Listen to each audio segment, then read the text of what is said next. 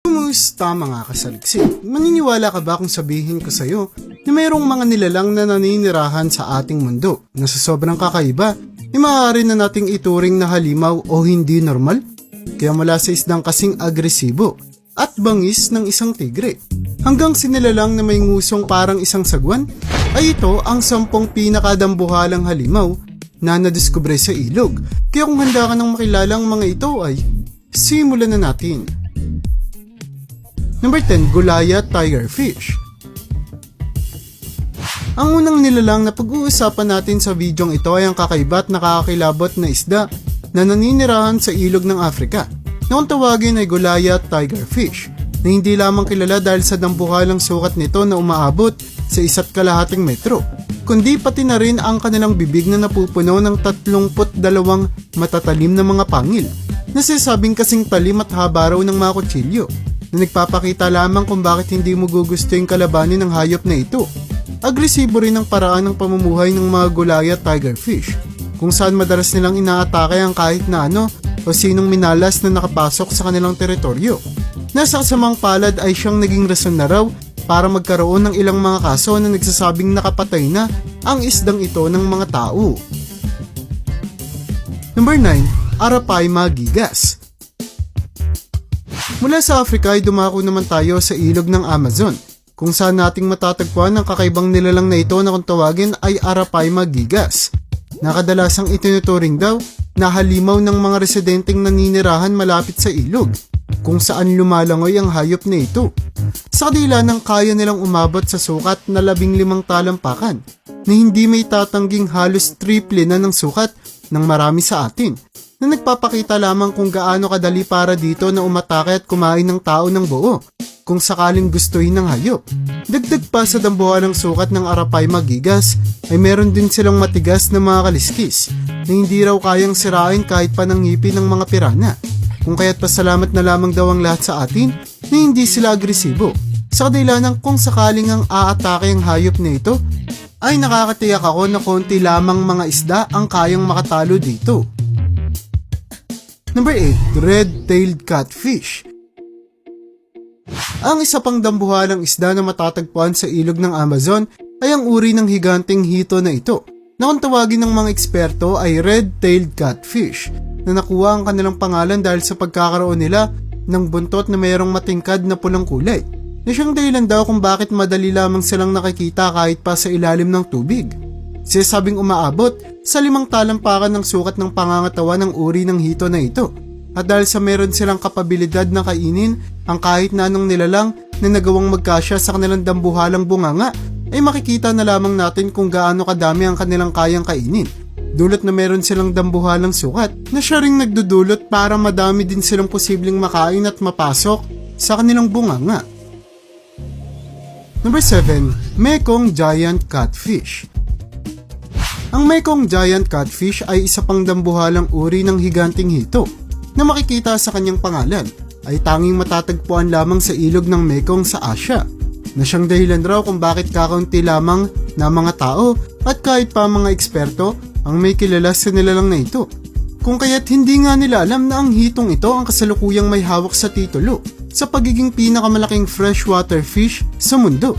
Napasalamat na lamang daw tayo na hindi sila agresibo, dulot na sa sukat nila na kayang umabot sa 3 metro ay hindi nakatakataka pang isipin na kaya nilang umatake ng mga tao na maaaring makapagdulot pa sa ilan sa atin ng matinding peligro. Number 6, European Whales Catfish. Kung kanina ay napag-usapan natin ang iba't ibang uri ng higanting mga hito mula sa Amazon at Asia, ay dumako naman tayo sa parteng ito ng kontinente ng Europa, kung saan makikita ang isang kakaiba ngunit sadyang nakakagulat na isda na kung tawagin ng mga tao na European Whales Catfish, na sikat dahil sa kanilang kapabilidad na magkaroon ng sukat na kayang umabot sa halos 10 talampakan, na dinagdagan pa ng kanilang pagiging agresibo at pagkakaroon ng kapabilidad na kumain ng isang buong tao, na mabilis namang itinanggi ng mga eksperto, dulot na kahit padambuhala ang sukat ng mga European Whales Catfish ay hindi naman nila tayo kayang kainin ng buo. Pero ayon sa mga eksperto ay sapat naman ng sukat at pag-uugali ng isda na ito para malagay tayo sa peligro. Number 5. Alligator gar. Kung isda lang naman ang ating pag-uusapan na kayang magdulot ng peligro at panganib sa mga taong minalas na lumapit dito, ay paniguradong kakaunti lamang ang kayang tumalo sa isdang ito, na kung tawagin ng publiko ay alligator gar, na latang nakuha ang kanilang pangalan dahil sa kanilang itsura, kung saan tila ba kinabitan ng ulo ng buwaya ang katawan ng isda, na sinasabing perpektong deskripsyon daw para sa itsura ng hayop na ito. Ang mga alligator gar ay sinasabing kaya raw umabot sa sukat na 10 talampakan, at dahil sa meron silang bunganga na napupuno ng maliliit at maninipis ngunit sadyang matatalim ng mga ngipin, ay makikita na lamang kung paano sila naging kabilang sa isa sa pinakakinatatakutang nilalang sa Amerika, na hanggang ngayon ay kakaunti lamang daw ang kayang tumalo o miski pumatay. Number 4. Gunch catfish.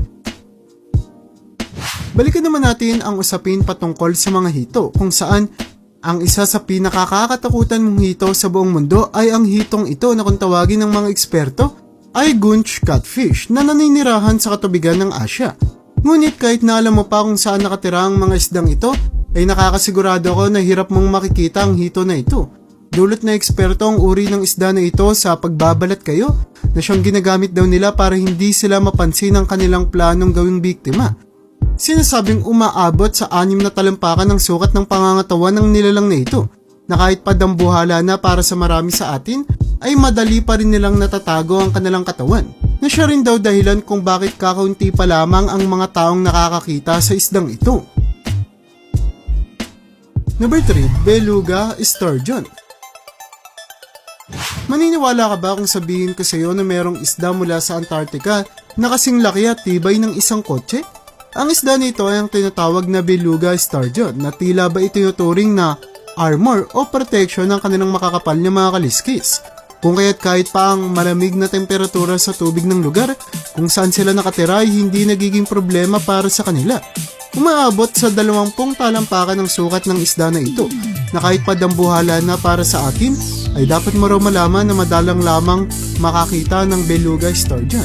Dulot ng kanilang puting kulay ay madali raw na nakakapagbalat kayo sa mayelong katubigan ng Antarctica, kung kaya't kahit pahigante at halimaw na kung ituring ang uri ng nilalang na ito, ay sadyang kakaunti pa lamang daw na mga tao ang nakakagawang makakita sa kanila ng buo. Number 2. Bull shark. Alam mo ba na mayroong isang uri ng pating na kayang manirahan kahit pa sa ating mga ilog? Ang lahi ng pating na ito ay ang mga bull sharks, na kilala sa pagkakaroon nila ng maskuladong pangangatawan, na matapos dagdagan pa ng pagkakaroon nila ng sukat na kayang umabot sa 11 talampakan, ay makikita na lamang kung gaano kadali para sa hayop na ito na talunin ng kahit na sino o anong sumubok na pumasok sa kanilang teritoryo. Kilala rin ang mga bull shark sa kanilang pagiging likas na agresibo, at dahil sa kaya nilang manirahan mapatubig, alat man yan o tubig tabang, ay hindi na may tatanggi pa kung bakit itinuturing sila na lahi ng pating na pinakaposibleng makaatake ng tao. Dulot na pwede natin silang makasalubong kahit sa pagtatampisaw lamang natin sa mga lawa o ilog. Number 1. Chinese paddlefish. Ang huling nilalang na pag-uusapan natin sa videong ito ay ang nilalang na ito mula sa bansang China, na kung tawagin ng mga eksperto ay Chinese paddlefish, na nakuha ang kanilang pangalan dahil sa pagkakaroon nila ng kakaibang uso na parang isang sagwan, na hindi may tatangging naging dahilan para maging kakaiba ang itsura ng hayop na ito kumpara sa ibang mga isda na maaaring magdulot para katakutan sila.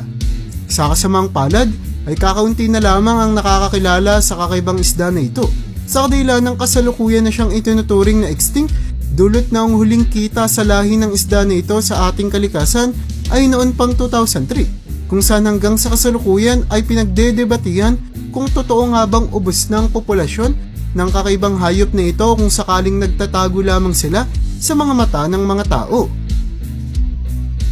At yan ang bumubuo para sa listahan natin sa videong ito. Hindi na talaga natin may tatanggi pa na sa planetang ating ginagalawan ay sadyang maraming mga kakaibang nilalang ang maaari nating matagpuan, kung saan ang ilan pa sa mga ito ay sobrang nakakatakot at nakapangingilabot, kung kaya't pwede na natin silang ituring na mga halimaw na posible pang maglagay sa atin sa kapahamakan. Kaya para sa'yo, alin sa mga nilalang na ito ang sa tingin mong pinaka nakakatakot sa lahat? I-comment mo naman yan sa baba at hanggang dito na lang muna ang aking bahagi. Hanggang sa muli mga kasaliksik, maraming salamat sa panonood. See you in my next vid.